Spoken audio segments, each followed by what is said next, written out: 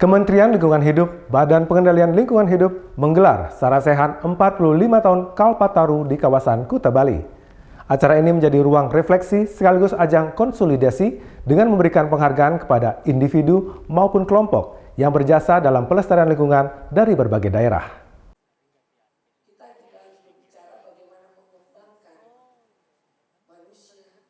Serangkaian memperingati Hari Lingkungan Hidup Sedunia, Kementerian Lingkungan Hidup, Badan Pengendalian Lingkungan Hidup menggelar acara Sarasehan 45 tahun Kalpataru pada Rabu pagi di kawasan Kuta, Bali. Kegiatan ini sebagai bentuk refleksi atas perjalanan panjang penghargaan Kalpataru yang telah melahirkan ratusan pahlawan lingkungan di Indonesia. Sekretaris Utama Kementerian Lingkungan Hidup, Badan Pengendalian Lingkungan Hidup, Rosa Pipin Ratnawati menyampaikan, sejak pertama kali dianugerahkan pada tahun 1980 hingga 2024, sebanyak 428 pahlawan lingkungan telah menerima penghargaan Kalpataru yang berkontribusi besar dalam pelestarian lingkungan.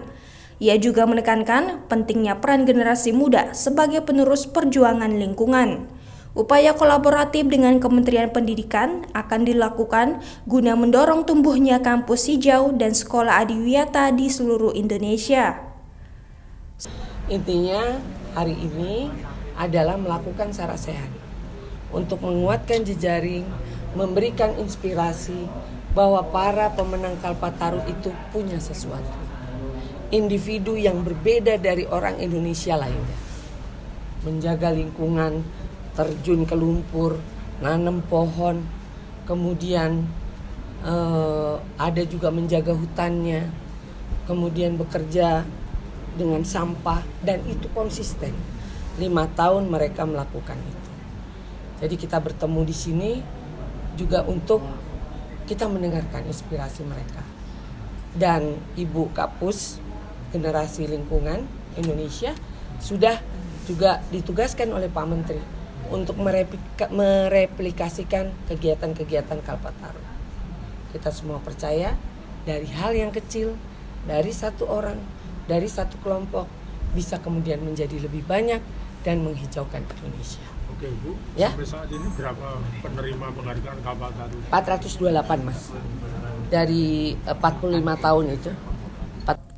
Salah satu penerima penghargaan Kalpataru Lestari yang berasal dari Kabupaten Badung, Bali, Inyoman Sukre, yang telah memberikan dedikasinya dalam penyelamatan sungai dan mangrove di kawasan konservasi Taman Hutan Raya. Dulunya kawasan tersebut rusak parah, kering, serta dijadikan tempat pembuangan sampah liar. Kini bertransformasi menjadi lingkungan hijau yang asri, hidup kembali secara ekologis, dan layak menjadi destinasi edukatif wisata. Pertama, kami melakukan penyelamatan hutan mangrove. Yang kedua, menyelamatkan salah satu sungai besar dan sungai bersejarah di Kuta, yaitu Tukad Mati. Tukad itu adalah sungai, Mati itu adalah sungai mati yang kita hidupkan kembali, yang kita revitalisasi. Di mana sungai ini setelah perkembangan pariwisata Kuta dijadikan sekitar tahun 90-an dijadikan TPA liar, dijadikan tempat pembuang atau sepiteng liar, dan di mana hutan mangrove-nya juga rusak, di mana kita ketahui kami yang asli Kuta yang tidak memiliki ruang terbuka hijau, hanya memiliki kawasan hutan yaitu hutan mangrove sama sungai, yang itu yang kami selamatkan sehingga tahun 2019 saya mendapat penghargaan Kalpataru sebagai penyelamat lingkungan.